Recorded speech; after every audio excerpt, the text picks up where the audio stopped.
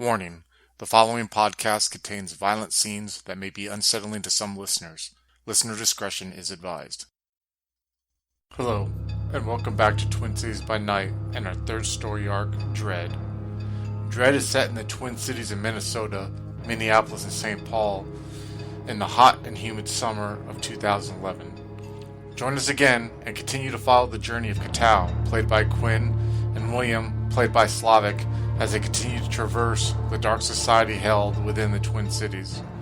They will be joined by three new kindred: Warren, a Tremere, played by Adam; Valentine, a Nosferatu, played by Alex; and Lenny, a Nosferatu, played by Andrew. The coterie will find themselves joined together by a sense of dread. If you would like to contact us, you can follow us on Twitter at twin_cities_VTM or Facebook at Twin Cities by Night. We hope you enjoy.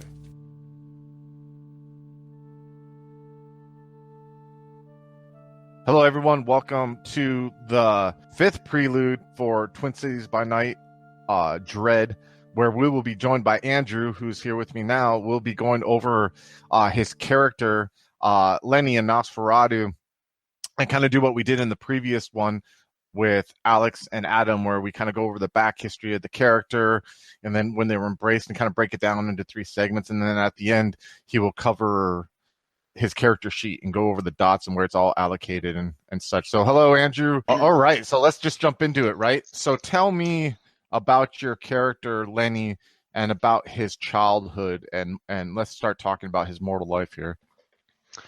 All right. So Leonard Mays was like a typical jock growing up. You know, he played a lot of sports,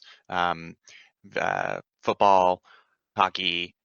Sometimes he was in soccer leagues, all kinds of stuff. You know, in high school, he bagged groceries at a Save-A-Lot and played varsity hockey. And he had this banged up pickup truck that he bought really cheap, fixed up, and this was one of those things that made him kind of hot shit among our high school kids. You know, he's got a job, he's got money, he's got a car, even if it's a cheap, messed up car, he's the guy that can get you around and everything. And he was in sports, so he was physically strong, and girls liked him, that kind of thing. Yeah, big fish, little pond kind of thing. Yeah. And he kind of grew up in the Twin Cities area. He kind of grew up in the area. And his life was pretty normal up until high school, right? And his hockey coach, Henry Olson, was this mentally abusive and sexually abusive person who Leonard really resented. But this man would groom these boys so that he could abuse them, right? Yeah. And he was one of his victims. What age was he around when he started? You said high school? Yeah, from freshman in high school. As soon as he got into high school and he started playing hockey, he got put in the varsity team, the junior varsity, and then right off the bat, this coach took a liking to him, and he's like, oh, you have talent, and he really did help him to become better at athleticism, but at the same time, he was doing it for his own twisted ends. Yeah, I can almost picture, I think we talked about this on the side too when you were first coming up with the concept of Lenny, where I think also right when you started coming up with the concept, I just happened to watch Basketball Diaries on television. They had it on TV. For those of you who don't know, it's a movie with Leonardo DiCaprio, based off a true story about a kid who played basketball in the 50s and 60s in New York. And he had a coach. There was a scene where you could tell the coach was kind of trying to do the same thing, groom these basketball players in this Catholic school to be to sexually abuse them, actually. And one of the main character's friends admitted that happened. Now in the movie, it was very subtle how the coach tried. You know what I mean? It was more hey, you want to go to college? Do you need help getting prepared for your SATs? Do you want to come over to my house? And was it like that with how he did it, or was he more aggressive? It was definitely that. It was more he's forming a bond using his position of power to as an authority figure to have this position of power over them, and Lenny just didn't see that coming until, it happened, and then he's kind of like he had trouble dealing with it. But instead of like talking about it with anyone or anything like that, he just kind of repressed it and just moved on to college. So he made grades that were just good enough for him to stay in like the hockey team for the Minnesota State University, and just kind of like went out partying and things like that, and just barely passing by because of all this abuse was like weighing down on him, and he just couldn't focus on school or anything like that, and he just didn't really know what he was doing with his life other than like, first he just, I want to be, I want to play sports, and I want to be in hockey, and then after, he just kind of like, after a couple of years of this abuse, mind you, he didn't know what to do. And he's at this like local dive bar, and him and his friends, like, they get drunk, like, typical college dudes, and he's like flirting with some girls, and their boyfriends show up. I think maybe have him like rival someone he clashed with before, maybe somebody that it could be from a different school, same school, something like that.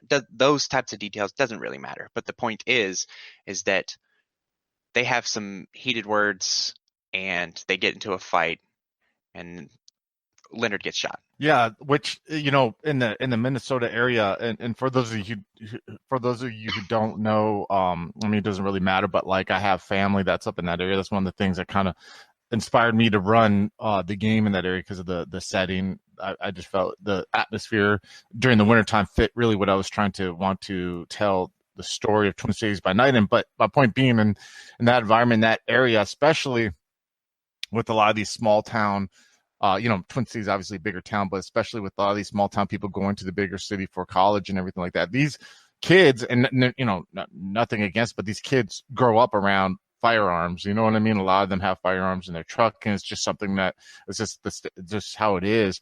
And you mix those two and alcohol together, and usually bad things and emotions and something like a woman, you know what I mean, and violence, and usually I don't want to say accidental, but crimes of passion like that can occur, and you hear stories about it in the news all the time, especially even in these smaller towns that are in the northern United States like that.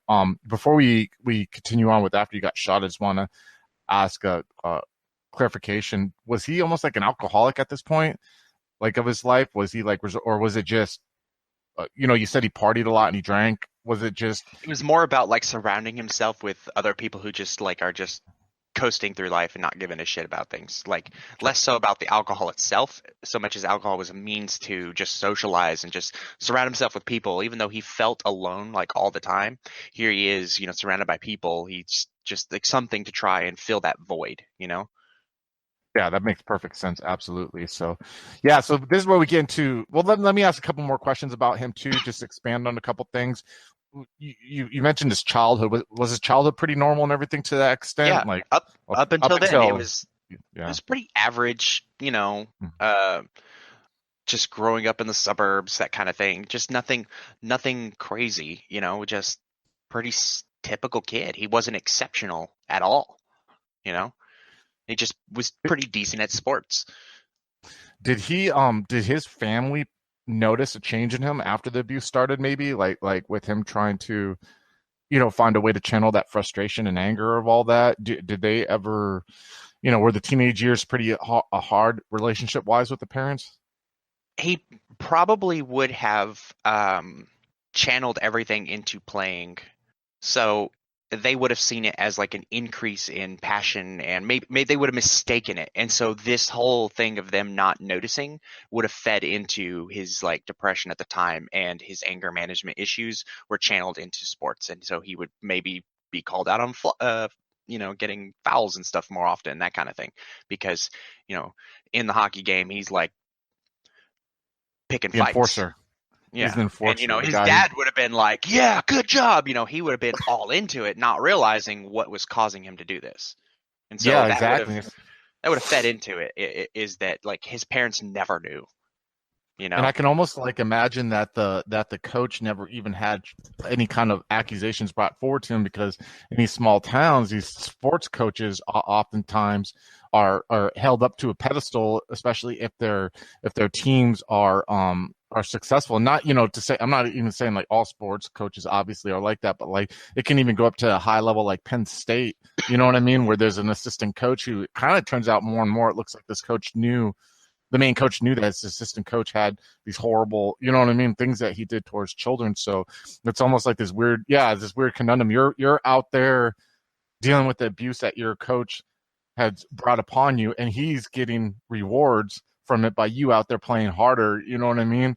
And it's this weird, like, it's just this weird cycle that seems to go on there. It's really fucked up. So when he goes to college, you said his grades start dropping, right? And he's just all about sports. Is that what did? Yeah. So like he'd have people occasionally, like some of the professors and stuff helping him out, like they shouldn't be giving him a pass on certain things, and okay, well, maybe we'll get you some extra credit that's actually really easy to help you stay passing, just so you can stay on the team. That kind of preferential treatment, but not to the point where he didn't actually have to try. He did try some, he wasn't ignorant, but he did suffer. One thing I didn't ask, what did he look like as a mortal around this time when he got shot? Like what was his build? What was his features look like?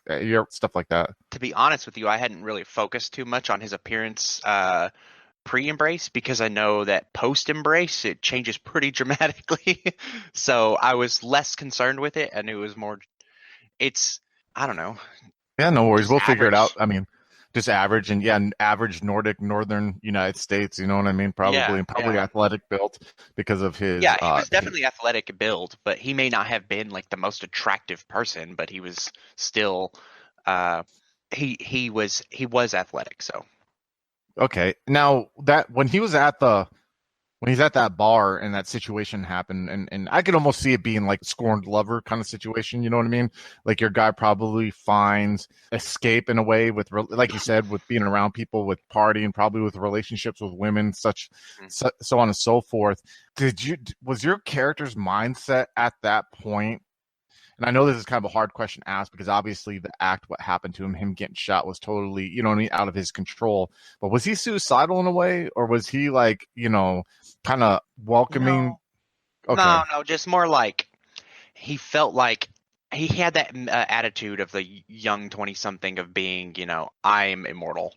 Like, I can do whatever. It's not going to matter. Like, the consequences aren't that big a deal. That's kind of how he felt. And so like because he had been through all this like garbage, he felt that like nothing worse could happen. So it doesn't like my actions have no consequences. Yeah, like he's a product of his environment, the unfortunate pain and harsh things that happened to him in his life. Yeah, exactly. I can totally see that mentality happening. So it wasn't quite suicidal. It was just more he thought he was untouchable. And unfortunately, there's a lot of people in life that survive a lot of hardships, you know what I mean? And then they come out the other end of the tunnel, with that kind of mindset, So yeah, and he was one of those. He was one of those, unfortunately. Yeah. So the scene where you get shot, I could almost like imagine it being like at this bar, probably like a sports bar or something to that extent. You know what I mean? And it happened. If they wasn't playing sports, he wasn't there.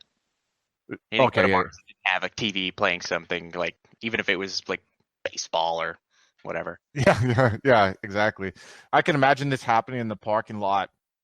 I can imagine people running off in fear, especially like, I could see the scene where you're about to get in a physical confrontation with this person. And I think like maybe even the person was inebriated and drunk at the time. And I think maybe they realized right at that split second moment, and unfortunately I was a dumb youth in my day, in my 20s, you know what I mean? And I got into fist fights, some I lost, some I won, you know what I mean? But like there's this moment where it's like split second where you realize it's about to go from like talking shit to each other, like, what's up bro, childish shit, to like something's gonna happen. And it's a scary moment, you know what I mean? I mean, even I think sometimes I know, at least with me when I was younger, there'd be times where I'm like, please, I don't want to cross that line, but I don't want to back down, and I don't want to look like I'm weaker. Again, not a right way of doing things in life, obviously, but I was immature and childish at the time. But my point being is I think that guy who shot you, at that moment when he realized that it crossed that line and he saw the look in your eyes, you know what I mean? He realized he was in over his head. You know what I mean? Because I think Yeah, because I think there's a moment where when you're in an argument, when you're in a physical confrontation, when you're talking to people in person, you can just see sometimes with an individual, like when you cross that line, you know what I mean? And there's no coming back from it. Like I said, it can happen in conversations. I think he saw that and fear overtook him, and obviously Yeah. being drunk, he shot you. He probably had some Everyone fucking else there would have freaked out and ran too. yeah. And he probably shot you and realized what he did in fear and took off and drove. So here's where things are going to get interesting, because at this moment, when that happens to you, I would almost say, like, I could picture you getting shot like in the stomach. You know what I mean? Like because it was just like how he reacted and how he shot you. You know what I mean? He probably didn't take time to aim it. It was probably out of fear. And the worst thing is about the stomach, getting shot in the stomach, it's a slow, painful death. You know what I mean? It's just Real like, painful, yeah. yeah, real painful, real agonizing at this time. So I could picture, like, when that happens and your character's on the ground and he's like looking up, like at first he probably obviously is looking at his hands, looking down at his hands and seeing like blood come out of it, this bullet hole in the stomach, kind of like along with your heartbeat, it's like gushing out a little bit and just kind of going down the sides of your t-shirt. You see like this shirt you have absorbing it, but it's definitely like you can even smell like the gunpowder residue and the slight little burn of your t-shirt that you had that the bullet, you know what I mean, breezed through. You're looking up at the stars too eventually, because you're become lightheaded because of the loss of blood, and the pain is obviously about to, go ahead, I'm sorry, were you gonna say something? He probably doesn't remember a whole lot of the details of everything right afterwards. Just kind of just lost in the pain and like, The shock. yeah. Yeah, Like, definitely. oh no, I'm dying. I'm dying. I'm dying. Yeah. I'm dying. Like that's the only thing going through his head, you know? Yeah, exactly. Yeah, definitely. And so when that is happening, and I'll say, like, you're looking up at the sky, you know what I mean? And this is in 1985, by the way, folks. So like everything that happened to Lenny in the 70s or early 80s, late 70s, early 80s, you know what I mean? Mhm. As you're looking up at the sky, you see like a shadow of a figure like stepping over you. You know what I mean? Like you're very like you're in pain and you're dying and you're starting to like get lightheaded, and then you see like a silhouette of a figure look over you, and you have no idea at this point what it is. You're kind of like, I would say almost maybe you felt relieved for a second, thinking it might be like someone there to help you, or you know what I mean? Yeah, And something. Or maybe, like I'm seeing the Grim Reaper or something, like he's like, this shape signifies the end. oh yeah, that's deep, man. Hell yeah. So this figure gently like lifts you up, and he doesn't even speak to you. You know what I mean? Like this is all blurred to you, like you said. You know what I'm saying? I could see him almost like lifting you up and not even like saying a word, and like putting you in the like back seat of a vehicle, which is odd, obviously. You know what I mean? And you can almost like smell the upholstery in the car, and you're looking up at, you know what I mean? You can't see the stars anymore, and you see like the felt of the top of the car while you're laying in the back seat, and you kind of like pass in and out of consciousness, meanwhile this drive is occurring. And so I think this is a good point to take our first break. And then when we jump back, we will actually get into the embrace of Lenny and his history of being a kindred. So please stay tuned. Hello, folks. Have you ever wished you could have an easy way to find gameplay videos and podcasts, or just media in general that deals with your favorite White Wolf role-playing games? Or have you ever wished you could find a forum to share gameplay that you have recorded, one which wouldn't be drowned out by random posts and discussion, so that your media could get the attention you want? Well, we have the answer for you in a Facebook group we run called White Wolf RPGs Gameplay and Media. The group is specifically ran with the sole intent of it being a one-stop shop for people to view or share media involving the games we all love. We take thorough steps to ensure the page does not become cluttered and is easy to traverse. We are currently over 1,000 members strong, and we are continuing to rapidly grow, with new media being shared every day. Stop on by. We hope to see you there. Welcome back, everyone. So now we're going to kind of go over into the embrace of Lenny into the Nosferatu clan. Woo! So one thing that I try to diverge from, I guess, in this game, at least when it comes to the Nosferatu, is kind of, and there's nothing wrong with people or the writers or anything who does this, because I understand there's a meaning behind it, but I want to kind of try to like break the whole, we dwell in the sewers, you know what I mean, and we got computer networks in the sewers. So I've tried to think of like an interesting angle to kind of go about that. And one thing that is rather interesting about the Twin Cities that they're known for is they have these tunnels and cave systems that were used during the Prohibition. And there's actually like this current modern day club in the Twin Cities. You can Google it online, where people actually go and they like go explore these and take pictures of these. And it's really awesome, when you see that. It's kind of like a exploration hobby that some people in the Twin Cities have. And I can only see those being utilized by the Nosferatu in the city in a way, along with other things, which we'll get into in this section. So this car, without you obviously knowing it because you're in the back seat, but what this car is doing, that it's driving down roads in the Twin Cities, and it's going along the Missouri River. But yeah, like this car is driving steadily along, and then comes up and stops. It stops kind of like by like this city park area.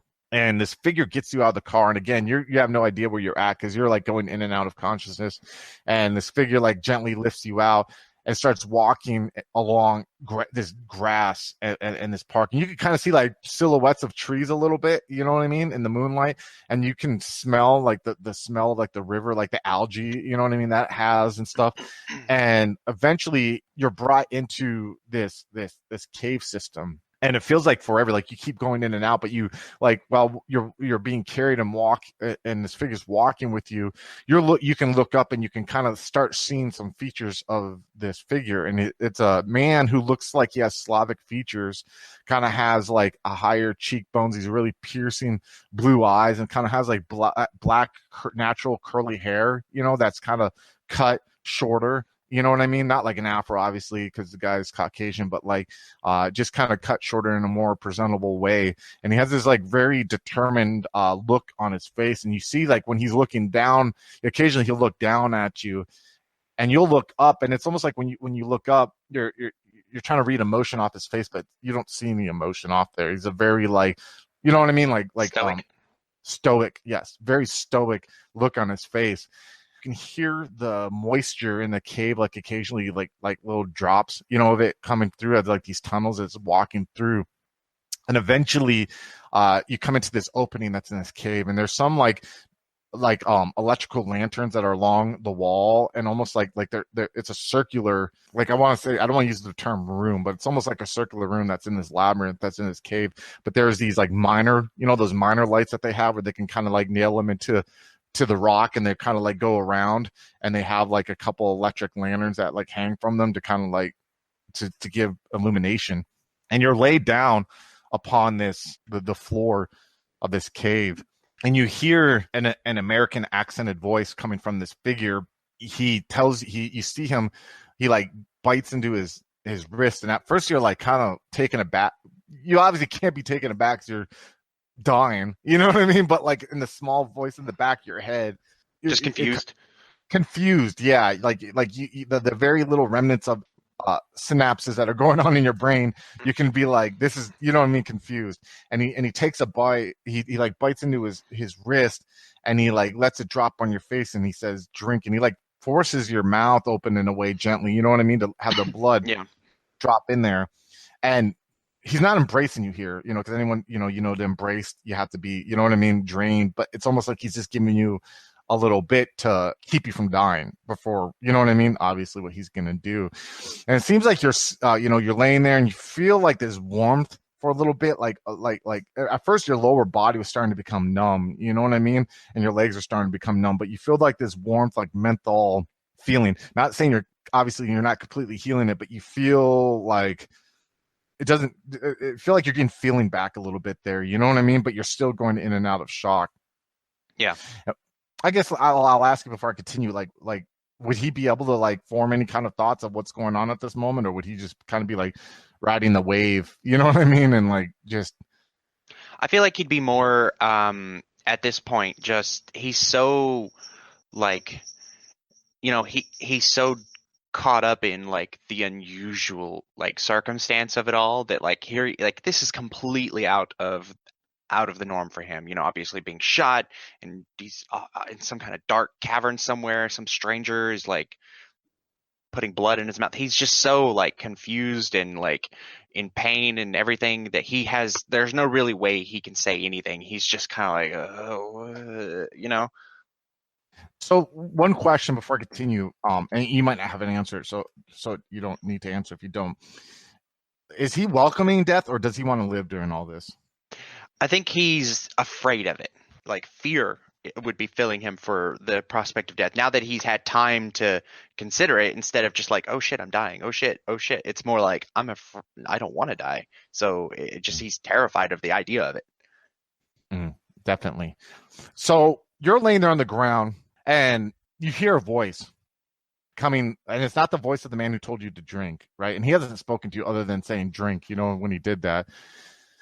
But you hear this voice coming from like above your head, so you can't see. Like you try to roll your eyes a little bit and kind of turn, but obviously, you're incapable of at the time because of the pain. This voice sounds almost like, you see, it's warm. You hear this warm voice coming from above you. Like I said, you can't see because you're looking either way, and it sounds like a voice that like almost like you would hear in churches when your parents would make you go to like church in these small towns, or you would hear almost from politicians at times. You know what I mean? I don't want to use the term cadence. You know what I mean? But it sounds very articulate, but sounds very like something that comforts people. It's comforting in a way, and you hear this voice.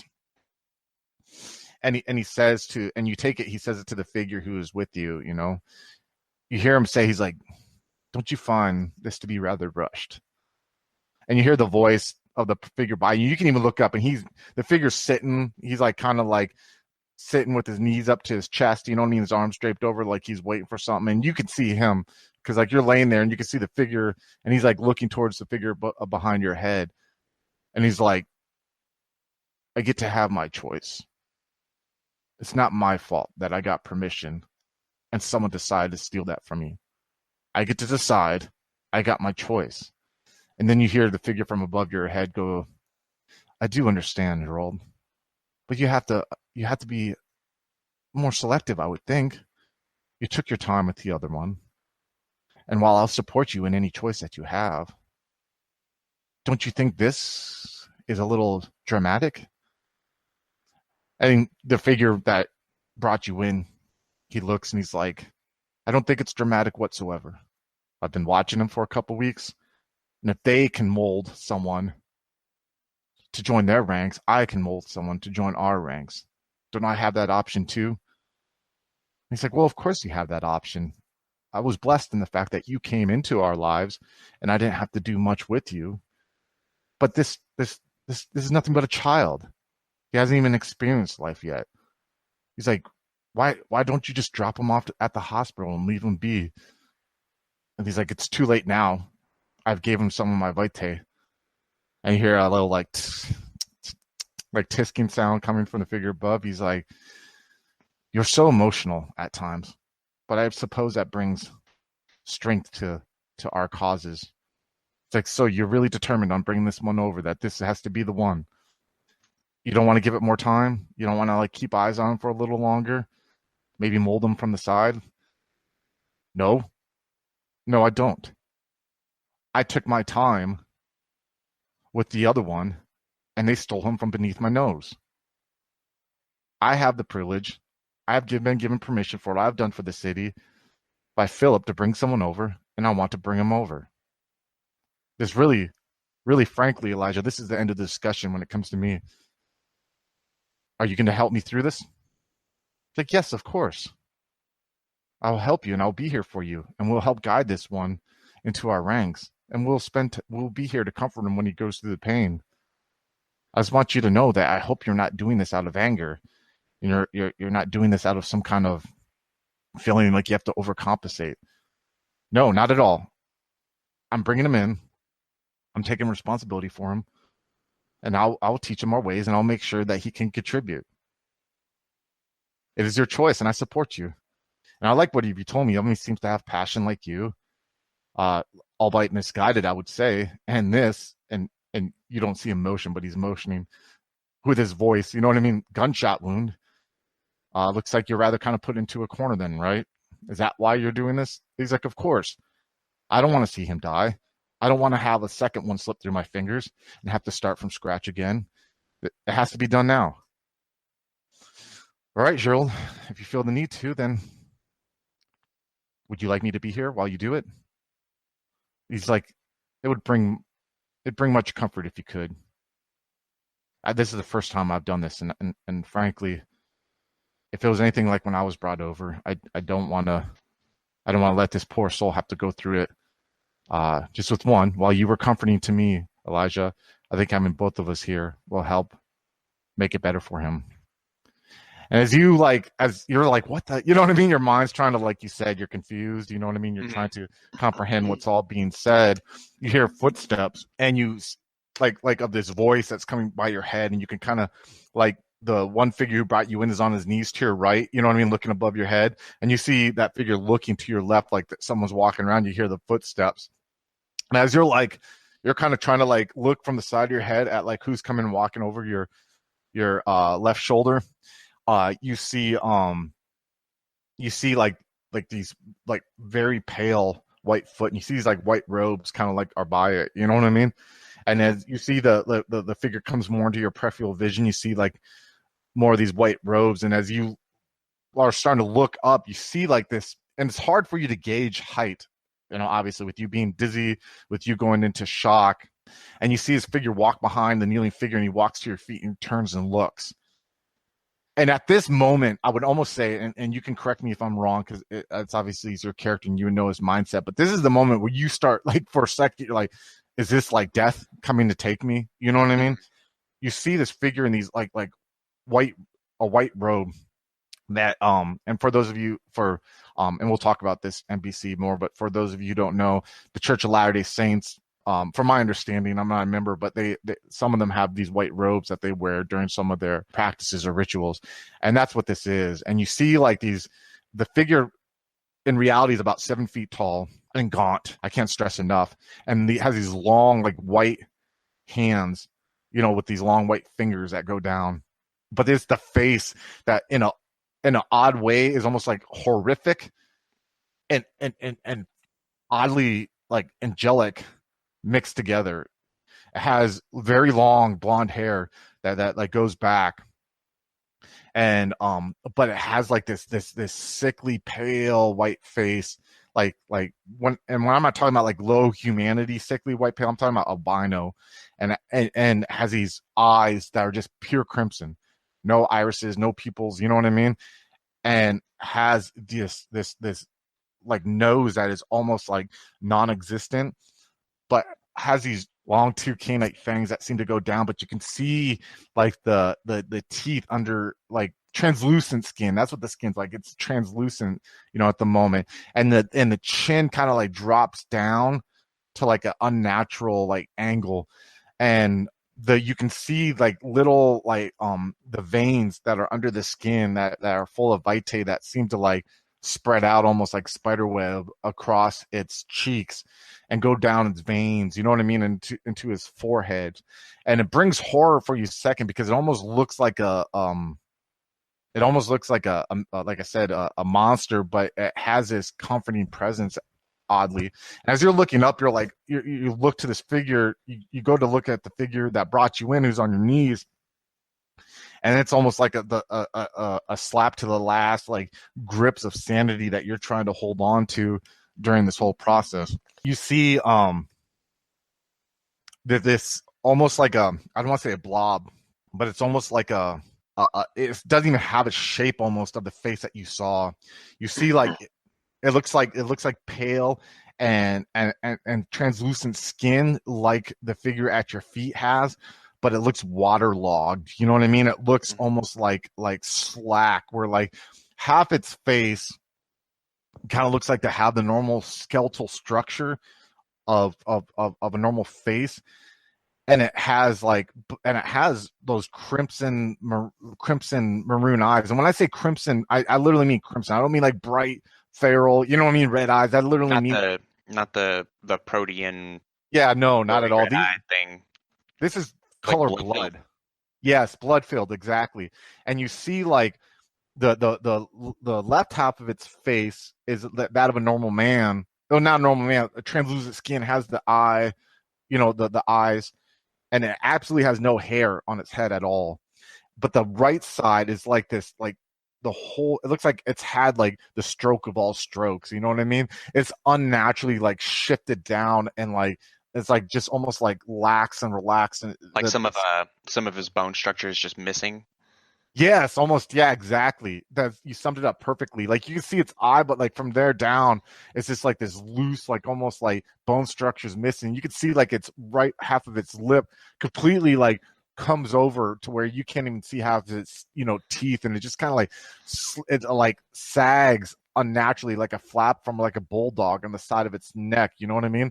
And you like you can like see it's like the teeth on its like right on its left side that's not slack or like grinding, and it kind of like moves the flap on the right like this unnatural, you know what I mean, like it almost has little tremors across it, and it's just like staring down at you, and you're like caught in this like you really think it's almost like what would your character think? You tell me. I don't want to assume what your character would think during this. He's died and gone to hell. That's what I was hoping to come across. Yeah, like it's like, almost like he's died and gone to hell, and this is his punishment. Exactly. Like that's what he's thinking. Like, I'm dead, and I've gone. That's like he doesn't know what else to think. What else could it be? Yeah, exactly. And you have where this figure that's on your that with the slack face, who's kneeling down next to you, grabs your arm and like pulls your forearm and like comes down, and you see like it takes its left hand and it lifts up the flap of skin. You know what I mean? That is like blocking the right part of his mouth, and he just kind of like bites into your wrist, and you feel like the skin like come over, your forearm while it's done there, and it's like, and it's cold, and you start feeling the pleasure of being fed upon. But as you're feeling like the waves of pleasure overcome you, you can feel like the flap move a little bit, like along with your heartbeat. Like every time it like takes a drink, you can feel like the flap. It's like a gentle like patting of a grandmother's hand on your forearm to relax you. And it's this weird like mixture of pleasure and like comfort that seems to be coming across. And you hear like this at first, like, what am I hearing? And like you're like, and then you're like, am I hearing like praying of some sort? And you kind of like hear it from the figure that is at your feet, and you kind of realize that he's saying some kind of like prayer, you know what I mean, towards you. And it's like you hear like the terms Lord and Savior, you know what I mean, but you're like can't focus in on anything. On anything, because you're losing yourself to the waves of pleasure. And at first it's like, oh, the pain's gone, and you have like this sense of relief, I would say, for a second as your eyes close. And then you start like falling in cadence with your heartbeat, and you hear like just like doof, doof.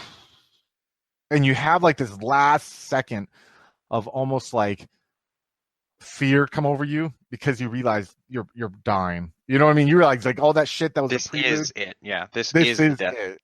Yeah, and you're like, every heartbeat that like comes past your conscience, you try to grasp onto, and you can't. And then all of a sudden you hit the final last one, doom. And in your head there's like an eternity, it seems like, and you're waiting for that last like heartbeat to come. And at this moment, like in that darkness where you're waiting for that last heartbeat, like out of the corner, almost like out of the corner of your third eye, you see like this warm brightness that starts to like creep up, and you get this sense of like excitement for a second, because you want to look towards it, and you feel like you're about to look towards it, and this all is going to be done.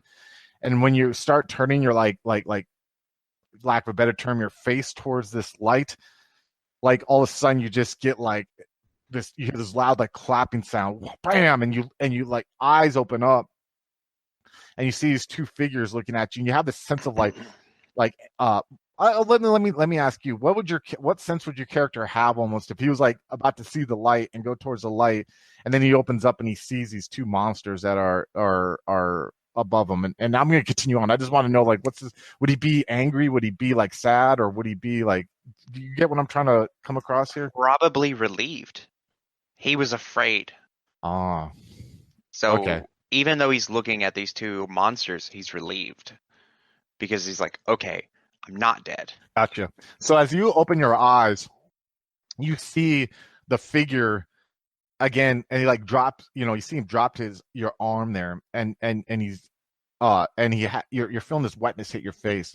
That when you open up your eyes, you see his forearm there, the same one that you drank from before, and you see like this crimson vitae, and you see like you feel it hitting your nose or and your lips, and you're trying to like drink more of it, and he's like drink, and it's slobbery sound. You're like drink, and you have a hard time understanding him, but you get the point of what he's trying to say. And as you're sitting there, you get this sense of like you feel the beast like crawling on the back. You don't know this feeling at the time, but you feel like you want more of that source, and you want to grab that wrist that's in front of you. And you actually reach out with one hand and you bring it down, and you start like drinking more, and you slide you slide your fangs into him.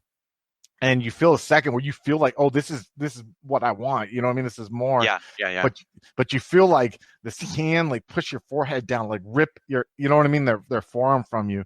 And as you're like, you have this moment where you're looking at these pure crimson eyes, and you're looking up at him, and he's looking at you, and you're like about to get freak out, and then all of a sudden your body is just like racked with this pain. It's like that gunshot, but worse. But it's worse Everywhere. Like, everywhere, like literally everywhere.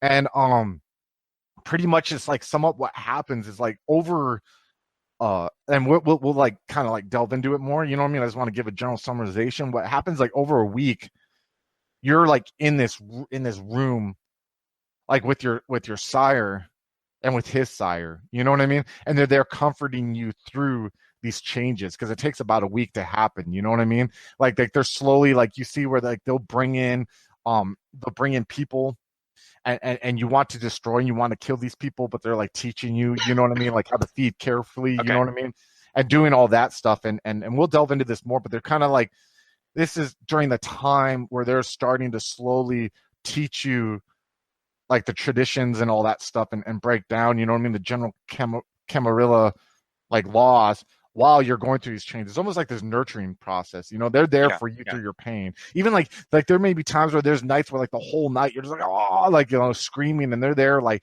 trying to like calm you, you know what I mean? And you find, though, oddly, like your sire is helping, but you find like really like more of it's coming from this figure that you find out was your sire's sire, you know, who was trying to help you out. I mean, he's done it before, so.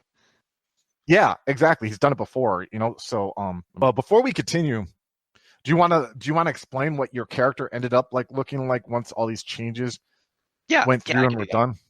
Okay. So his appearance, he did inherit some of the traits from his sire and grandsire, where he has the unnaturally pale skin, and like the lack of hair, complete total lack of hair that his sire has. He has none of that. It just all kind of just falls out.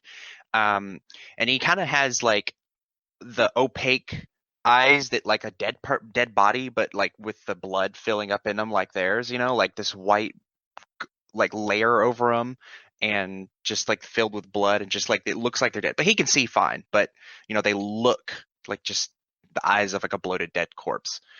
And his all his teeth turn into just fangs. And his skin has this like thin layer of like slime on it, you know, like real thin. And he has the smell of like rancid water to him. Not super strong, but enough to where if you're close to him, you might like, you know, it smells weird. Yeah. And it kind of lingers around him, and that's going to be exacerbated by his sleeping habits whenever it comes up. And he in some little spots here and there, maybe like on his elbows, on like his back in some spots, and like on the back of his like wrists and knees and stuff, he gets like these like scales, like little, like almost like like the scales from like a bass, like a fish, like little bitty Yeah, tiny, yeah, yeah. just a couple here and there, and he just kind of itches at them, and they come off, and they flake everywhere, and they're really gross looking. It's like this really nasty skin condition of some kind. Like And eczema, like a yeah, fucked up yeah, eczema.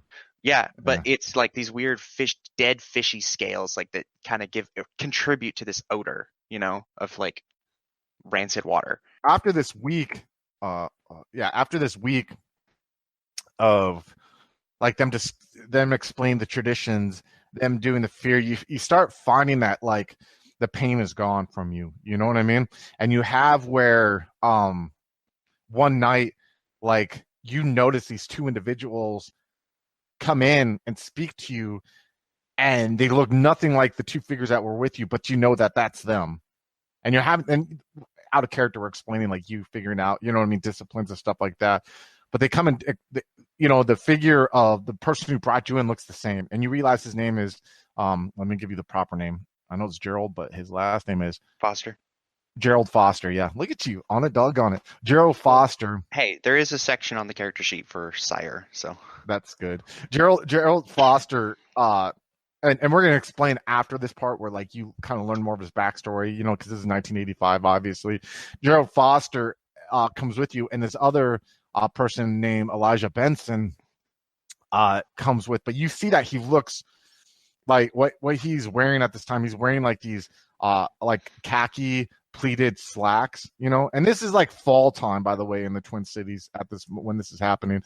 And he has like this very thick like white wool sweater that kind of has like almost is like a turtleneck, in a way. And he has his hair like in a blonde hairstyle. It's like kind of thick and wavy, but it's not long, but it's very cut, like very respectable, like, you know what I mean? Maybe even have slight little bit of sideburns. Looks to be maybe like 50 years old, Caucasian guy at the time, has like these brown loafers.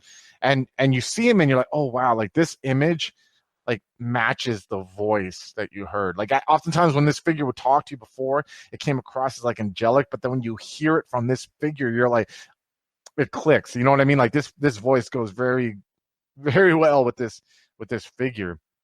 They bring this like thick blanket out, you know what I mean? And they kind of like or two thick blankets. They put one like over your shoulders, and you're still like literally wearing like the same clothes that you got shot in, you know what I mean? And they put like, so they're blood soaked and blood soaked and everything. They put like this thick blanket or like whatever kind of like over your head a little bit, so your features won't be seen if you know what I mean. You step out, and they walk you through like these tunnels. And you're looking and you realize that like these are the tunnels that that Gerald brought you in, and you kind of see like some blood trickle, you know what I mean, like on the floor from like these lanterns that like are occasionally along this tunnel. And you come out of this tunnel and you realize that you are along the river of the Missouri River. And you see like 10 feet away, you kind of see like this like log, this huge tree log that came off that's like dead. What do they call that? Dead. I want to say deadwood, but there's a specific term for it. You know what I mean? That's just kind of like washed up from the river. Driftwood. That's washed up and like, is along the shore a little bit. And you can look up and you see like where this entrance is. You look up and you see like on top the entrance is where the park is at. You know what I mean? So like the park that you kind of like realized you're walking over, and they kind of like went down this hill a little bit and then went along the shore, and there's like this little cave entrance, and you see like the river is out there, and you kind of walk up a little bit. It's night, and you kind of like notice the sky is really a lot more crisper now, you know what I mean, that you've been embraced, and you kind of like see the stars more, and you can kind of like smell the moisture on the river, and you can kind of smell the grass from the park. And you guys kind of walk up a little bit and you sit on this bench that's in the park, but it's like has a perfect view, you know what I mean, of the Missouri River. And they're about to explain to you. They sit there and they talk. Go ahead. I'm sorry. I feel like he's going to spend a lot of time on this park bench, like not just with them, but after in the game and everything. He's going to spend a lot of time this is his contemplation place now. That's what I figured. I actually had a future scene, like I was gonna bring you to the story where like you're sitting on there talking to Gerald, so because what we talked about that before, how you want to have an affinity to the river. So but they sit there and they explain to you that they are about to take you to be presented and up to the prince, you know what I mean? And that Okay. and the way that I treat like people being presented to the prince, too much about, you know what I mean? Being presented to the the prince is not like this grand affair where like everyone's at Elysium and you got to go and like bend the knee and like it's more like when someone's embraced, you're brought into the you know what I mean, speak to the prince in one form or another, and it's usually very like informal and very like, can you name the traditions? And you name the traditions, like, all right, go have fun with your child and get out of here. You know what I mean? So you're actually put into this Oldsmobile like car. You know what I mean? That Gerald drove in, and it's kind of you realize that you were laying in this car bleeding, but you don't see any of the blood anymore. You know what I mean? Like it's been cleaned out. You know what I'm saying? But you recognize, you especially look up and you see like the upholstery that's on the ceiling of the car, and you can recognize it because you were staring at it for while you were in there. And like Gerald drives, Elijah's in the passenger seat, and you go upon this Hawthorne Country Club, and I'm not going to get into description with it, but you've watched the game, and people have watched it's where Elysium's usually held. But you're kind of like brought in this back way, and it's kind of really odd feeling, you know what I mean? Because like you look on the little clock that's on in the car, and you see that it's like 12:30, and you assume obviously it's 12:30 in the morning because it's dark out, and you're like you drive around to the country club instead of going through the front, and you're kind of like they park and you're like brought out and you see like one of them has a key to like where the obviously the cooking staff or where deliveries are brought through, and you're kind of like brought into this closed like kitchen area of like almost like a restaurant, you know what I mean? You still got these blankets over you. It's an odd feeling because you like have like the tile of the floor and like the illumination, and you're like literally you still have these bloody clothes under these blanket, but it feels very like it's just I would say it's almost like confusing, you know what I mean? Makes you probably dizzy a little bit, like just such a weird He's been in this dark cave all this time, and now he's like outside in a country club. Yeah, being pushed like with a quote unquote help through the back way, you know what I mean? Yeah. And you're brought into this you're brought into like this library, and like you're just standing there. You're literally standing there. Gerald's standing next to you. He's in his obfuscated form, you know what I mean? Elijah walks off. 5 minutes later, the door opens and you see the prince coming in. And for those of you who don't know, the prince, his name is Philip Brentwood. He kind of has this weird two curly hair characters in a row. I just didn't really think, but he has like really short curly blonde hair, that's on top, but it's tapered on the sides, and very charismatic, you know what I mean? A Caucasian guy, about I'd say 180 pounds, maybe 5'11", not really an imposing figure, you know what I mean? And not compared to yeah, Nosferatu. oh yeah, not at all. And you see like this figure next to him, and it's the seneschal that the others have dealt with, that the that William actually had talked to before in the game. And his name is, and let me get his name because I might as well get it right here. So many damn characters. Brian Rogers. Oh God, a Brian. But Brian Rogers. Sorry. Oh man. That come out of nowhere. Oh, I know. They always creep up on you like ninjas, dude. it's like, and it's Brian's. Yeah, and it's figure Brian Rogers, who's wearing like khaki pants and like a gray polo shirt, kind of like has a middle like a 40-year-old like kind of dad bod figure, kind of balder on top with short cropped hair on the sides, Caucasian guy. And long story short, they ask you to recite the traditions. You recite the traditions. It seems like they're like slapping each other in the back, and you're literally like standing there with Gerald next to you. You know what I mean? And like with these blankets wrapped around, and the other three, the prince, the seneschal, and who you now know, Elijah, is the primogen of your clan, and you're aware of what you're kind of getting the whole structure after these weeks. You obviously become more comfortable with it, and then like 5 minutes later, you're being rushed out again. You know what I mean? And you're back in this car. So let's start talking about the 30 years or the 25 years. You know what I mean? Until where you. Yeah. Are caught up. So first question, what's his like? Where's his haven going to be? Like what's the idea you have for his haven? So he sleeps in the bed of the river. he dragged an old refrigerator to the very like center of the river, right? And just kind of like he'll undress, drop his clothes like under a blanket, set a rock on him or something nearby on the shore, and like right there where that bench overlooks, and just goes down into the river and just closes himself up inside this in the water. I love that so much. That's such an interesting take on like a haven. You know what I mean? Just like perfect, yeah, exactly. It's awesome, and it's also like who's gonna mess with him down there? Yeah, and it's also like this, like also like an emotional tie to like when you first came out of that cave. You know what I mean? It's like a reminder constantly seeing that bench and sitting in that same bench, and it's a well, it leads me kind of to, I guess, another question. And I know this is kind of a vague question. It might be hard to answer, but like, what's his outlook on being embraced now? Like, do you get what I'm saying? Like, he had a certain view of life before, because of the circumstances. Like, how does he look at being embraced now? He's kind of been given a second chance. He's still kind of dealing with like the issues, and we'll get into that too. The issues that he's had to deal with, like in some of the actions he took, but he's looking at it as like a second chance.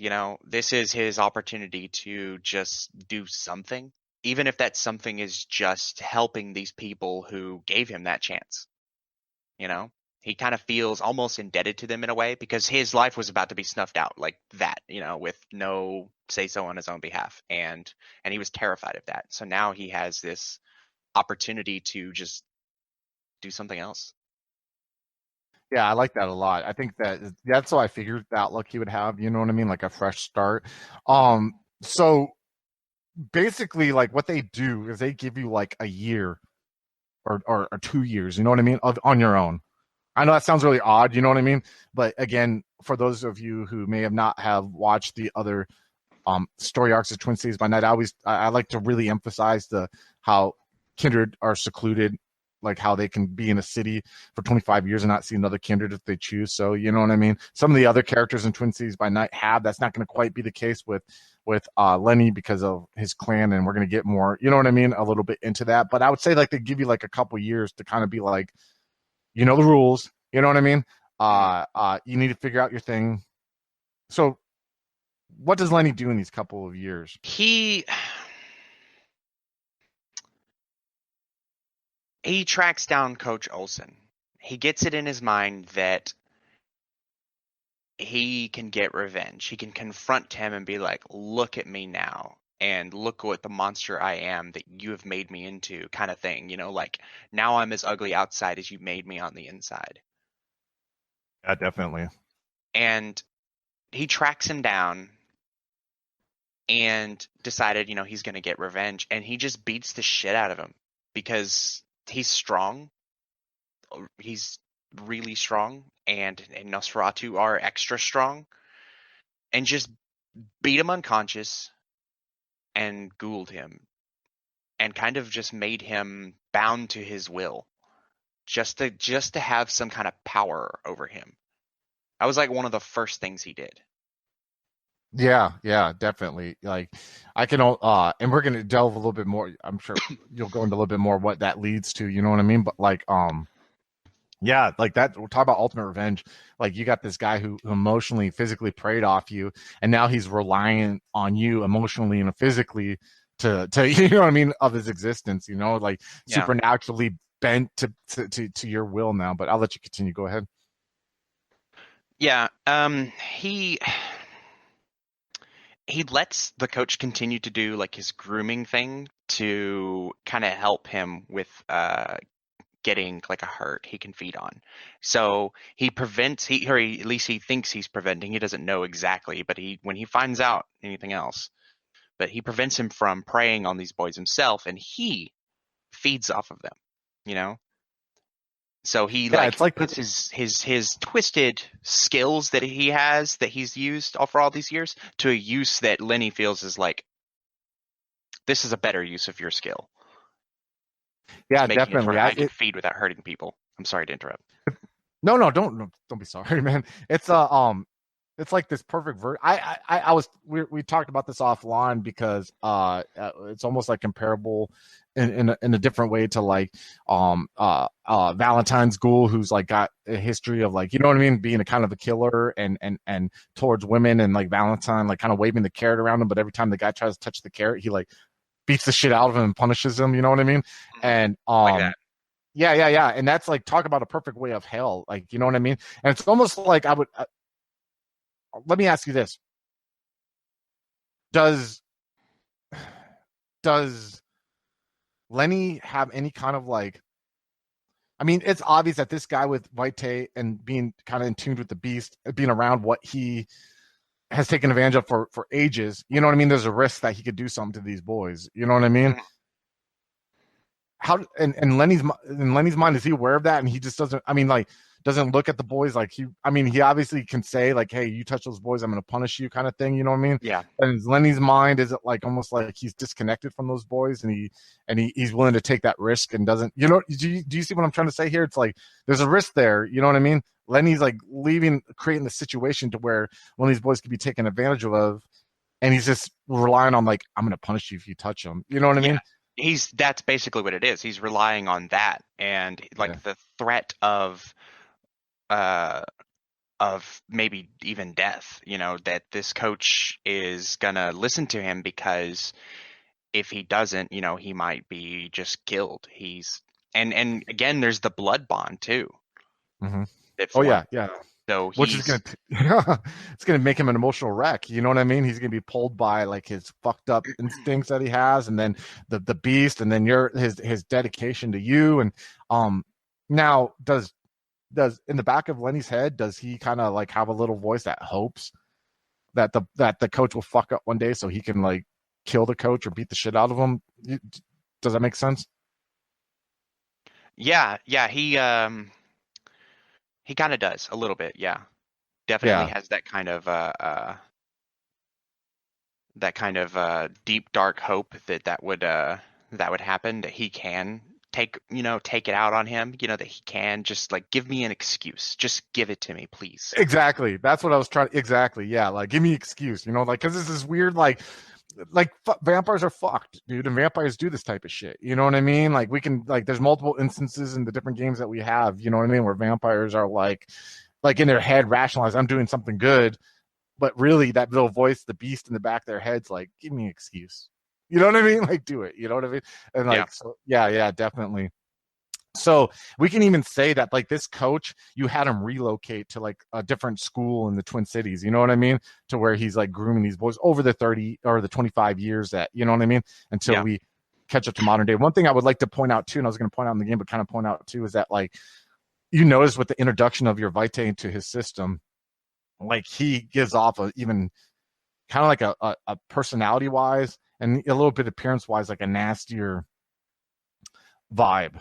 And that makes do you understand what I mean? Like in a way, you're kind of doing justice too, because some kids feel uncomfortable around him now. Not so like his whole trick of being like, hey, come over and I'll help you with your SATs, or come over and I'll help you with this, being charming, it doesn't work as much anymore. You know what I mean? Because of like just the weird vibe. His skin's a lot more oily or whatever now, but also he just kind of gives this like creepy vibe to him that, like, you know what I mean, where girls are like, yeah, I'm covering my drink when he walks by kind of vibe. You know what I mean? That and so in a way you're protecting kids by doing that. That makes sense. I don't know if I'm articulating that. Yeah. Well. Yeah. So like he's not he doesn't have that natural charm. His appearance has dropped maybe from the long exposure just a little bit, you know, or something like that. Like his way of presenting himself isn't as like, it's changed him. Exactly. And so it's harder, but he's still able to do it to the way I want him to. Exactly. There you go. Amen. Perfect. So you have a ghoul who cultivates a herd for you. So that's very good. So after like the few years where you're kind of left on your own, you start getting like these regular contacts by your sire. And long story short, we're just going to kind of sum it up, and we'll have you jump in if you know what I mean, and add anything if you want. But like basically, you find out that your sire in the like the 50s and the 60s, in the 50s during the Cold War, was like a Soviet defector, and I'm not trying to like make this like he was like some, you know what I mean, KGB. He worked for the Soviet intel. He defected. He was under like witness protection program, got moved in the middle of the Twin Cities of Minnesota, because you know what I mean, like it's kind of secluded in the middle of nowhere, and kind of drew the attention of Elijah Benson, the Primogen, and kind of like was embraced for those very skills that he was have to cultivate information, cultivate, you know, people, you know what I mean, like a lot of social engineering stuff like that. Where, and then you also find out that Elijah himself, at one point when his mortal life, was part of the migration of the Church of Latter-day Saints from New York, and then to when they went to Chicago. And when they went to Chicago, I forgot the guy's name who started the church, but basically he was thinking about running for president. He got imprisoned, and there was this like big push to get members of that church out of the Chicago area to where they went to what now Salt Lake City. What Elijah did during that time is he kind of like had a falling out with the church at that time, and his role during the church was as a negotiator with United States federal government, because there was a lot of issues going on with the federal government with the church at that time. So he's a real personable person, like a personable representative of the church. And so he would go and like work with these people in Chicago and government officials, and he used that as an excuse to kind of like unofficially break off from the church, you know. So he at that time went up to and what was the name, Fort I don't know, it's off the top of my head, it's in my notes, but there's a fort that eventually became, I want to say like St. Anthony or something like that eventually became the Twin Cities, that eventually became Minneapolis, eventually became St. Paul. And he went up there to be like represent to maybe, and he was telling the leader of the Latter-day Saint church that he was going to see if they could go up there instead of Salt Lake City. You know, they're trying to find areas where they could move and migrate to, and he ended up getting embraced there. You never really got the details, but you know, he's been in the city for a couple centuries, you know what I mean? And so that he was embraced there. Now, the Nosferatu in the Twin Cities, they're not, and again, I don't want this to come across like I'm not trying to like say one way of playing this game is better than the other way, because there's so many awesome, wonderful ways you can take these concepts and run them. But the Nosferatu in the Twin Cities aren't your sewer dwelling types. They cultivate relationships with mortals. They cultivate relationships with, especially in the Twin Cities modern day, when you're embraced in modern day with it having like the 50 of the top 100 Fortune 500 companies, cultivate ways to exploit and to gather information from mortals who are in these different industries that can then be used to help them get information from what they need. And one thing that they are really good at is Elijah's a face of the clan. He's good at fostering relationships, you know what I mean?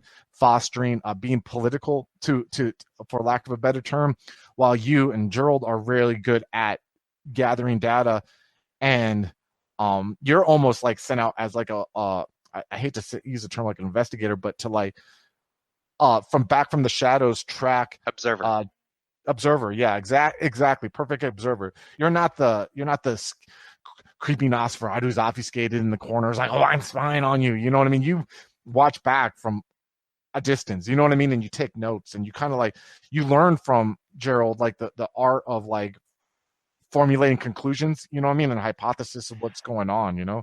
And that's one of the things that I wanted to kind of talk about, is that as he, like, there's a lot of skills that the Nosferatu cultivate that he didn't really have to begin with, but built them up after his embrace, and was like, okay, he had that foundation of a couple of, like, maybe he had some stealth or whatever, but it's really after his embrace that he really starts to shine with some of those things, and being able to just kind of, like you said, using critical thinking on things, and using his wits to kind of figure things out and that kind of stuff. Yeah, because you gathered from, you can tell from talking to Gerald about the conversation that was going on when you were brought over, was the fact that Gerald had someone in mind to embrace before you, and you could tell like the first decade of working with him, like there was this weird tension between you and him. doesn't exist anymore. But at first, and you realize what it was, that Gerald had gotten permission to bring someone over, and that you knew at this time in the Twin Cities, like, selecting someone was important because they were backfilling, in a way, filling the population back up from the losses that happened in 1945 in the Sabbat raid. You know what I mean? And by the way, Sabbat's like, the term, and you kind of like, but you're not like, you know what I mean, some expert on it. It just sounds like weird boogeyman tales. You know what I mean? It's hard for you to fathom. Evil vampires. Yeah. It's hard for you to fathom. You know what I mean? And really, in all honesty, the only person of your clan who was there was Elijah. Also, there's one other person in your clan, which I'll talk about after I'm going off on the tangent. And where was my tangent? I forgot what my tangent. Oh no, the relationship between you and Elijah. You realize that he had picked this guy to embrace, but he didn't realize, and he kind of used it as a lesson learned for you. You know what I mean? That where he let his emotions get in his way, where he didn't realize this guy had been ghouled already from someone from another clan in the city, from the Tremere, and that when they realized that Elijah had gotten permission to embrace him, the primogen of the Tremere saw that and then was forced to like embrace this ghoul of theirs because they didn't want to lose an asset, you know what I mean, to the Nosferatu. And by the way, that's Adam's character, was Warren, you know what I mean? And so you were kind of like, in a way, he was spotting you for a second, he was watching for a couple of weeks, but he kind of like realized, in a way, he had an epiphany that, like, okay, he could try to do what Elijah did and like embrace someone who just happened to like luckily fall in his lap, because I mean, how many people in the Twin Cities have the skill set that Gerald has? Or he could take someone and kind of like, who's younger, has a passion, and who would maybe like he can mold to you know what I mean, to have teach the skill set, rather than have someone, because a lot of times, even like in the professional industry of many different jobs, oftentimes some companies or some people would rather hire someone that just doesn't have a hardcore background of experience, because they can teach them the way they want things to be done, rather than hire someone who has like all this experience and who's set in their ways and can't change their ways. So he looked at you, and it worked out. And after like the odd 10 years of like your relationship, not odd, but where it was definitely not like this relationship that you saw Gerald and Elijah had, you eventually got that relationship, because he eventually saw that, like, yeah, his hypothesis worked and you were picking up on these things. Let me pitch something to you. Yeah, go ahead. So I feel this could tie into another part of the story of his background, and the flaw that two of the flaws that I took. And because you were saying it could be like a lesson, hey, don't give into your emotions, that kind of thing. And maybe there's this moment where they have a conversation about it, and he has this realization that, like, hey, he's right, because I did this other thing that I screwed up on and lost myself to my emotions. What was your flaw that had that again? Wasn't the one where you had a dark past or something like that, or you dark secret? Something? Yeah, dark secret. So, and you yeah. We can go into that. Yeah, let's go into that. What I'm talking about. Did you have any idea? I mean, we could say it happened probably in your first like 2 years. You know what I mean? Of where you were embraced. Like, what idea did you have for that? Okay, well, there's two major events that are somewhat linked, not quite. I kind of want to go over them in chronological order. So he has his ghoul, and he's grooming these, kids, young adults, 17 to maybe older, maybe, just to be his herd, right? And his ghoul thought he could still get away with doing what he was doing, and didn't know that Lenny would be asking them questions and inquiring about things and talking to, not just these kids, and seeing if, like, does he have these weird behaviors, and does he do this, that kind of stuff, and just kind of more integrating himself with them. And didn't realize Lenny would be doing this, and so he did abuse someone else. And the moment that like he realized that, he kind of like, okay, if that's what you're gonna do, all right. And so he just he did like beat him unconscious, but he kind of like it was like one of those unexpected kind of things. Like, he's just really calm and relaxed, and didn't offer any explanation at all, just kind of just wanted to punish him and make him wonder why, and then afterwards tell him why, kind of thing, where like he just beat him unconscious, and then after he woke up, then tells him, like, do it again, and it gets worse. Well, like, would he have almost like frenzied, beat the shit out of him, frenzied, and then like snapped Oh out of yeah. it in a way? Oh Yeah. yeah. Because part of what's making he has the short fuse flaw, so that makes it harder for him to deal with things like that. Like, whenever the beast comes into factor, it's harder for him to rein that in than for most. Oh, that's good. That's gonna be interesting. That's gonna be fun. Yeah. And that was the first major event. The second was he found out that one of his herd was actually being like picked on and being bullied from someone else, right? Another because again, these kids are athletes. They're the coach is their coach and all that stuff, and so it was one of the other athletes who the coach was like not grooming for Lenny, but just watching his back and taking care of him. He's like, oh, this guy is like real, he's the real deal and all this stuff. And this kid like was kind of a bully, just like Lenny kind of was for a while. A little bit of a, this jock who just kind of like thought he was hot shit and everything. And he was picking on and hurting and kind of just abusing one of Lenny's herd for just being gay. After he found out he was gay, oh man, all the floodgates come open, and he just like never relented on this kid, to the point where he was like just breaking down. And when Lenny found out, and when he opened up to him, his beast got the better of him. So he went and he found this kid, and he just killed him, just beat him and beat him and beat him and beat him until he was dead. And he didn't really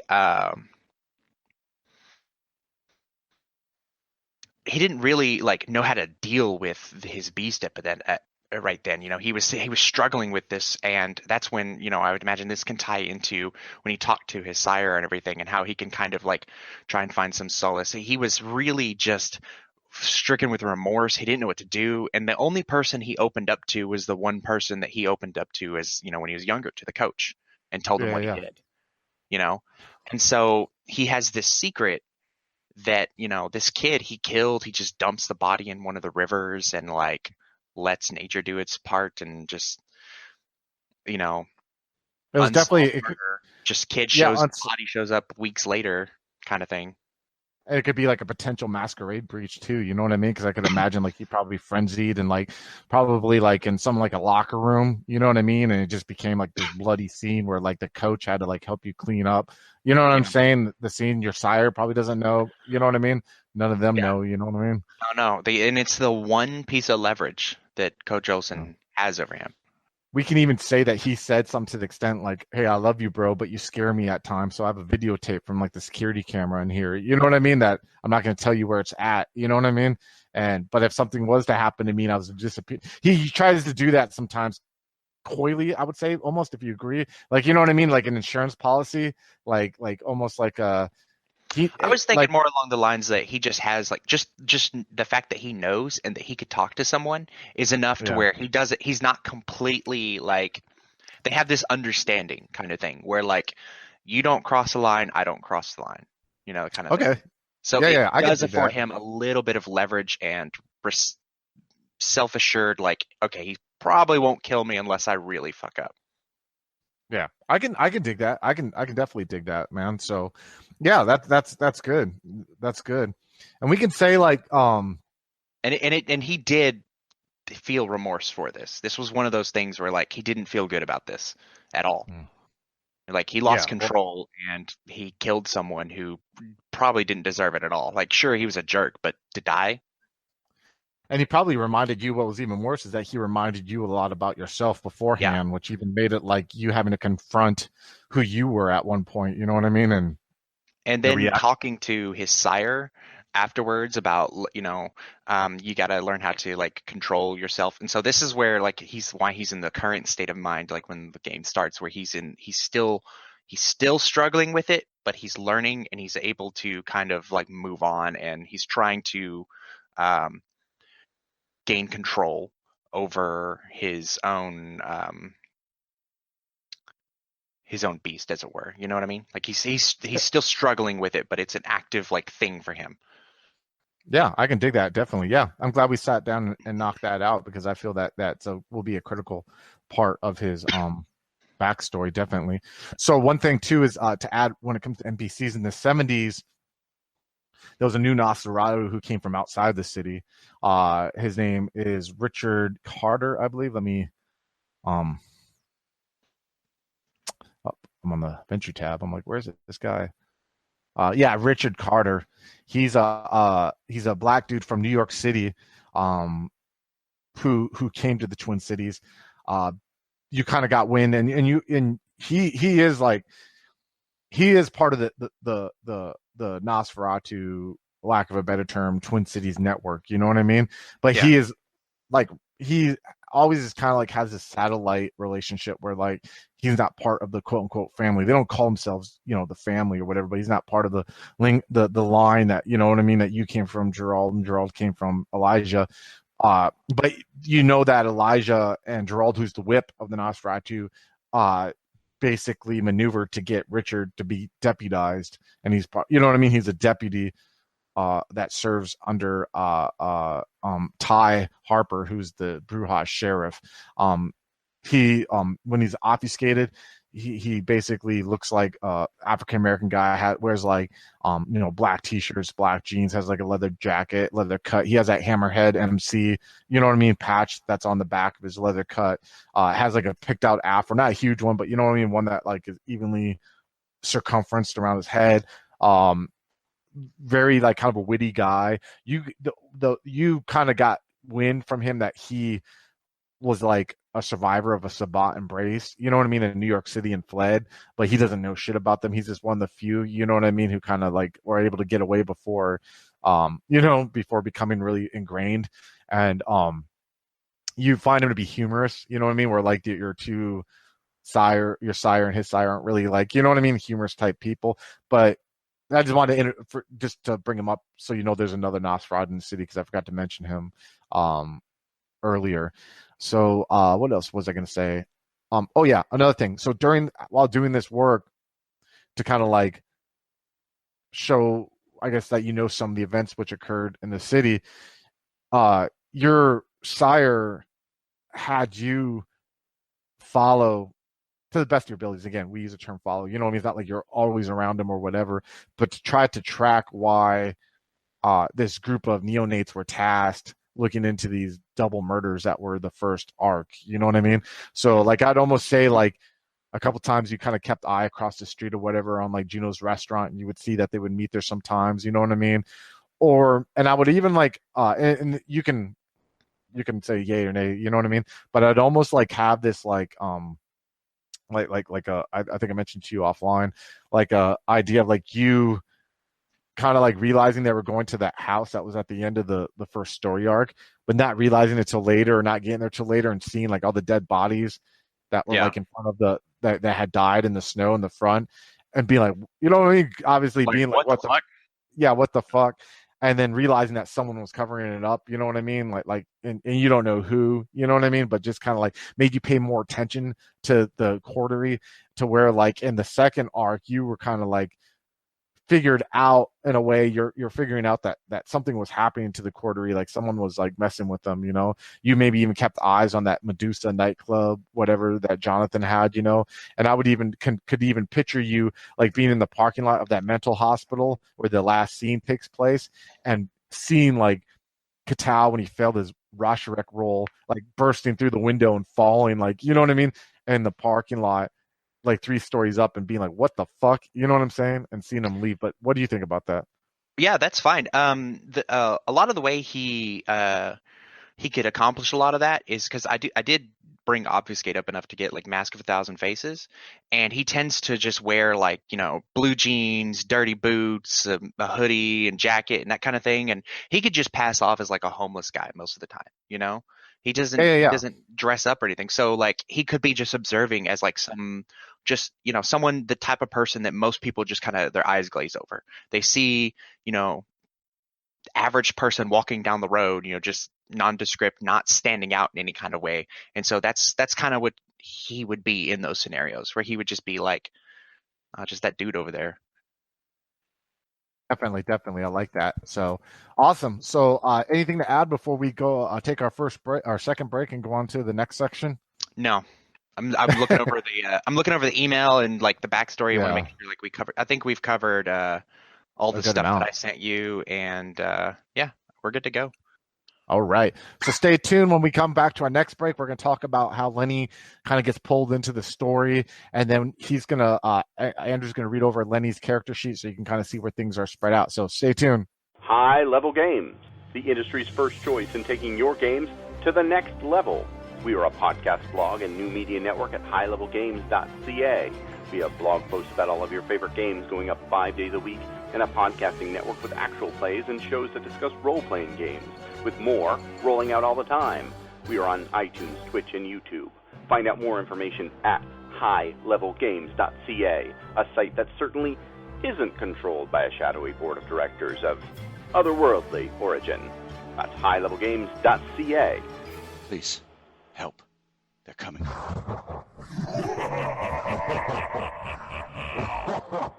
All right, welcome back. All right, so we're going to talk about now how Lenny is brought into the quarry. Basically, kind of what happens is that you are told by Elijah, and by the way, where you're going to get pulled in is like a week after like the disappearance or the death of Juno, you know what I mean, of Ophelia, and basically you're like a week after that happens.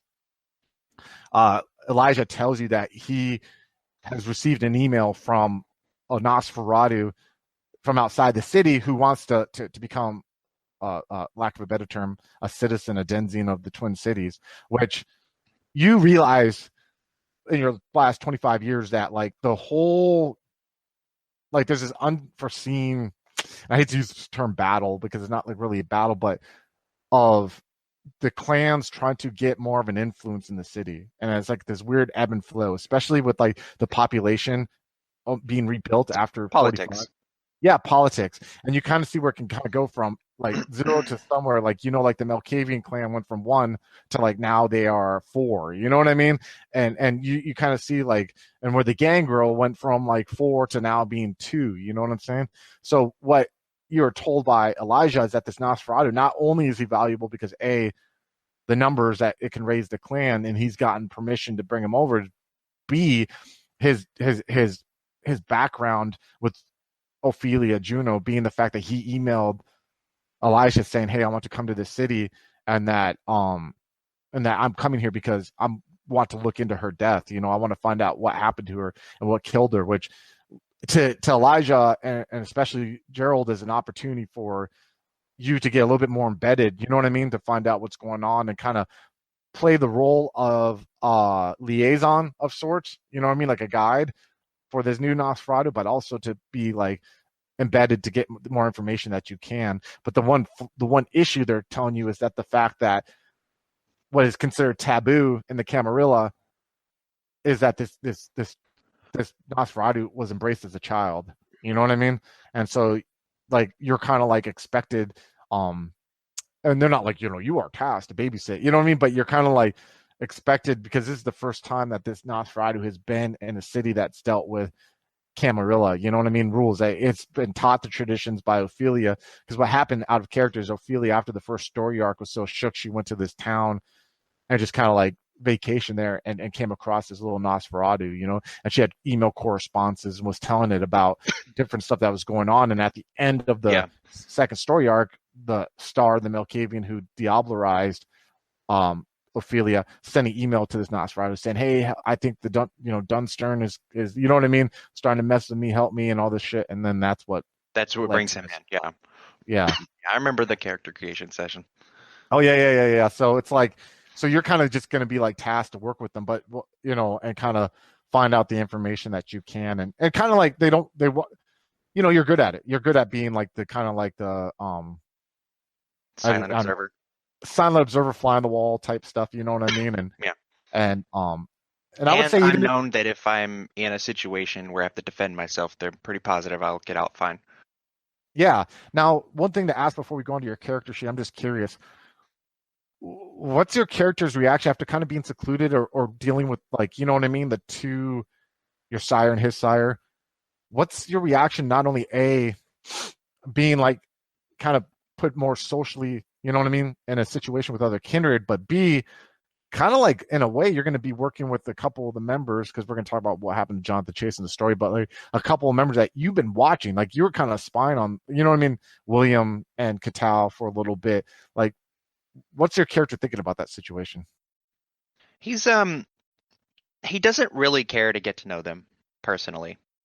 Like, he's not gonna be their friend, you know? If a friendship forms, that'll be to his surprise. He's not in it to, buddy buddy, It's just you're another, person that I just have to keep tabs on. So like if they want him to get closer to them, it's not it's more like Social you said, the engineering? silent. Yeah. Yeah, he's Yeah. not a master social engineer, not even close. He's just gonna be there, and be observant and just kind of like doing exactly what he's supposed to do. Watch and report. Gotcha. Nice, nice. So I'm excited for that. That's gonna be fun. Woohoo! We're gonna have like I'm excited as a storyteller because having two Nosferatu and the story is gonna open up like all these, you know what I mean, new doors and avenues that haven't been opened before. So that's great. And speaking of that other Nosferatu, I feel like his reaction to like this kid will be a little bit like almost revulsion, but not because he's a Nosferatu, obviously. Like that doesn't bother him anymore. At this point, he's like, okay, that's a thing. But it'll be revulsion because he has this this other flaw, prey exclusion against children, and just the idea that someone could do that to a child just kind of makes him sick. Yeah, yeah. And also not only that, but this kid has anger issues. So it's like, you know what I mean? He's Which is like a understandable. reminder. Oh yeah, yeah, which is understandable. The kid's not like a. It's going to be interesting to see because I think like this is going to be the first time that a lot of the characters, are going to see like truly some dark corners where you know what I mean, like Kindred are capable of going around. You know what I mean with this Nosferatu. Now it's not going to be any kind of like Coyote or Sabat shit. You know what I mean, obviously, but like Not with him, not that to that yeah, degree, yeah. not to that degree, but definitely like this is a kid who's been a product of his environment. You know what I mean? And it's going to be interesting to see that. I'm so excited for this next arc. So excited for it. It's going to be dope. So all right, so we are going to go now to where you're going to kind of like talk about your character sheet. I mean, it's you can just talk about what you want to talk about and just kind of like what we're going to do here so the people who are watching can understand, like, you know what I mean. And for those of you who may be wondering like, oh, why does he have so many dots? Well, it's because I gave him and Adam the same, and even Alex when he did another character, the same amount of XP that the players earned in the first two story arcs, because I mean, it just makes sense story wise, and I want to show like these characters in their 25 years of being Kindred have kind of, you know what I mean, experienced the same, you know what I mean, just whatever, make it even more balanced. So go ahead, the floor is yours there, Andrew. Okay. I'm not gonna go over like the details of like how I spent the freebies and XP. I'll just kind of talk about what's on the sheet. That's cool with you? Because I gave you the breakdown already. Yeah, sounds good. Yeah, you don't have to go over the breakdown. Just read it off. That's what we did with Adam too. So Okay. So yeah, he's let's see, nature and demeanor. Let's start with that. I gave him the nature of penitent and the demeanor of bravo, and I imagine like that is a thing that kind of reversed whenever he was embraced. So before he was like this tough bully as his nature. That's just kind of who he was then, and would push his agenda through intimidation, that kind of thing. But after the embrace, it kind of reversed where instead of using it as a mask, like he really did want to try and make up for some of his behavior, you know, and that's why his nature is penitent. And so he kind of has like that, like I said, that remorse for past actions. As far as dots, I did like primary and physical. He's got 5 dots of strength. iron grip. They're specialties for attributes, right? Yeah, I believe so. Yeah. Oh yeah. There's I know specialties that. for attributes. Yeah, 4 dots. If you have 4 dots, you have a specialty, and Yeah, then you he's can got reroll 5 in them. strength with iron grip. Dexterity and stamina both at 3. I think mental was next, so he's got 4 in wits, 1 intelligence, and 3 perception. So he wasn't, super smart, just more cunning than Maybe that's anything. why. Maybe that's why Gerald wanted to race you over, because he knew that with your low intelligence, you could be molded to, you know what I mean, to have other mental. You know what I mean? Like you're more like clay that he can mold to be like a better Yeah. tool. And then social is last. He has 3 manipulation, 0 appearance, obviously, because Nosferatu, and 2 in charisma. And let's see, I don't remember exactly how I broke down the abilities, but Don't worry about it. Just yeah. read them off. It's no worries. Okay. 2 alertness, 5 in athletics, with a specialty in swimming, which he picked up, swimming down into the bottom of the river every single, morning. Like, Yeah, it has a strong current too, so that'd make you pretty skilled at it, definitely. yeah. I mean, he's skilled at it, and he's very strong, so it's not hard for him to do. 3 in brawl and 2 in dodge, and that's because of being in hockey. He wasn't, he's not like a martial artist or anything. He knows how to fight. He knows how to push people around and punch, grab, Pull a that kind shirt of over stuff. heads. Yeah, Pull a shirt yeah. over heads. Yeah. 2 in intimidation from, his time as like high school jock, kind of bullyish kind of figure. 2 streetwise and 2 subterfuge, which are things I think I put in dots after, either with freebies Yeah, or with don't worry XP. about it. Yeah, Yeah, no worries. he didn't have that to start. 2 dots in animal kin, 3 in performance, security, 3 as well. Those are also things that he picked up as a kindred after the fact. It's not something he was good at to begin with. He learned how to pick locks and stuff like that, just to kind of sneak in back doors and that kind of thing.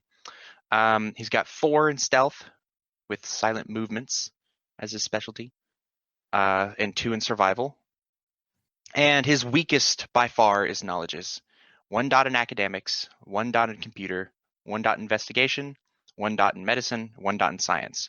Now, when he was in college, he didn't know what he wanted to do. He kind of bounced around and trying to, maybe I'll change my major to this, and maybe I'll do this. And he just didn't know where he was going with his life at all. So, like, he kind of learned a little bit about everything, but didn't really learn a lot, Definitely. Backgrounds, he's got 3 dots in generation, so he's 10th generation. 2 dots in herd for his herd that his ghoul maintains for him. A dot in retainers, and 2 dots in contacts, which I figure we can establish in some way in the story, however you want. Yeah, we'll figure it out in the story, definitely, yeah. Okay. As far as disciplines go, he has a dot of animalism, 3 dots in obfuscate, 3 dots in potence, and 1 dot of auspex. I like that, like the heightened senses. Yeah, definitely. Yeah. That's a good one to have. Yeah, Nosferatu kind of slinking around the shadows and the darkness and everything, having the ability to, supernaturally perceive your surroundings. I figured that'd be nice. Yep. And it would be kind of weird to get like the glowing red eyes of what you call it, Protean. Yeah.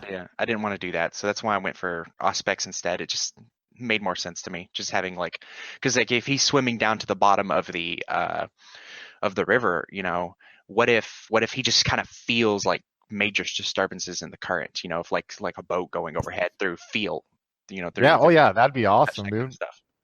Yeah, Swimming exactly. underwater, like this creepy, like. Yeah. Hey, don't be too rough on yourself. I'm joking. Yeah. Well, no, I mean, the whole point was I was making a character that I thought would be like horrifying, like Yeah. just like in appearance and like who he is. So his virtues, he's got 2 dots of conscience, 3 dots self-control, and 5 in courage. So he, I'm gonna mark out instinct and convention. Those are on the sheet. He being the way he was and everything, he was very, just like with that whole scene with him getting shot. He was courageous and brave and was like, I'm not going to get shot. Nothing can happen to me. So that's why I kind of went with that as being like his maximum. Okay. He has 5 humanity and 5 willpower. And then I guess the last things are merits and flaws, which we've talked about all 3 of the flaws. Just got 3 flaws: short fuse, prey exclusion, and dark secret. All right, man. Holy cow. We got the final character creation session done for the next arc of Twin Cities by Night. Final prelude done. That is awesome. You know what? Cow. One thing I didn't talk about on his appearance, we kind of talked about like his like physical features, but not like he's 6'3", 200 pounds, broad-chested, barrel-chested, muscular kind of dude. Like he was athletic and built for enforcement. Yeah. Yeah.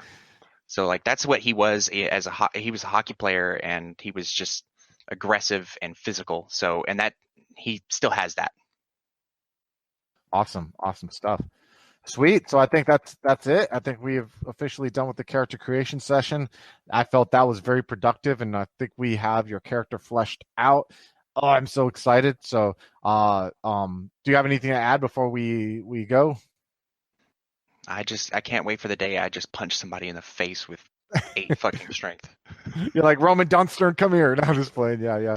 So, all right, everyone. Thank you for watching. Thanks for checking us out again. And this is officially the final prelude before the first session of Twin Cities by Night Dread. So, thanks again, and we will see you next time that we see you guys. Goodbye.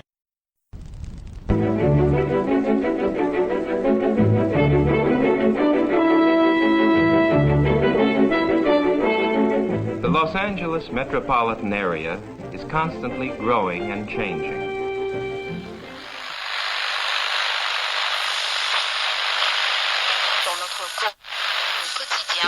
The Central District is full of new buildings. The Hollywood and Wilshire districts, once far from downtown, now are part of which spreads past Beverly Hills and out to the ocean.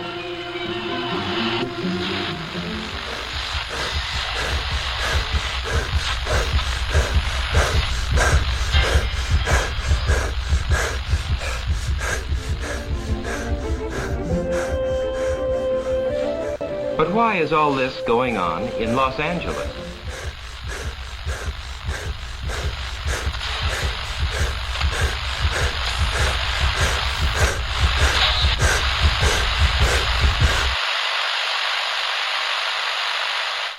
Why is Los Angeles an exploding city?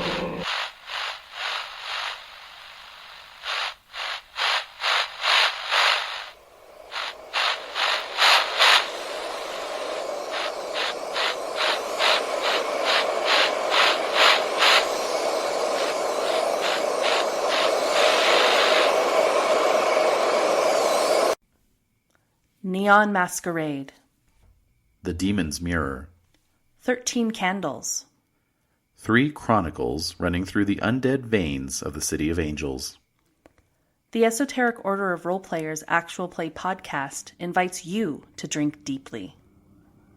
Go to eorpodcast.com and search the Duets tag to find out more.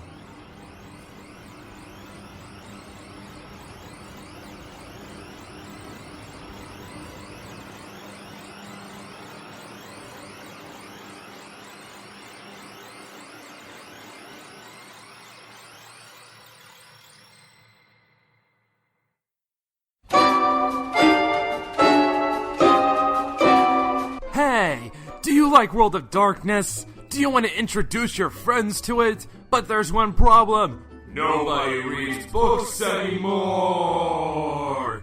This presents you with a problem, doesn't it? You want to get your friends into these awesome games, but they don't have the time or wherewithal to read any of them. Well, that's where Brett the Hitman comes in. Brett the Hitman, your one-stop shop on YouTube for all things related to World of Darkness. Currently in the middle of his Werewolf the Apocalypse series, which is showing tremendous growth. It's going to the moon!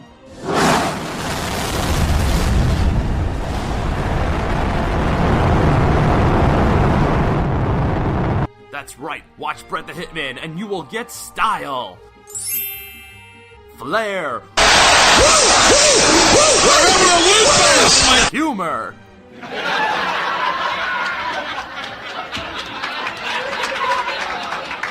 and of course some dank meme magic.